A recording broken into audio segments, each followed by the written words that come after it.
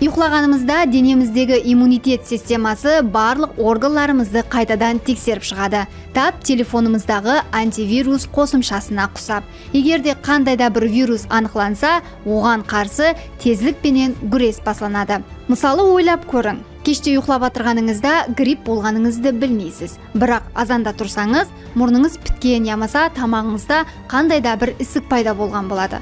Міне сол вакытта иммунитет системасының вирусларга каршы иске түскенин аңлатады. Иммунитет системасының тикаргы вазипасы ишке кирген бактерия һәм вирусларды канга шекем жетип бармастан жок етүү болуп эсептелинет. Тескилер аркылуу кирген вируслар тикаргы органларда көрүнүш береді. Мисалы, асказан, мурун, өкпе һәм соган окшош. Еледе асказан һәм өкпе канга туурудан тууру эсик эмес. Олардын көлемі териден 200 есе көбүрөөк силекей перде менен капланган.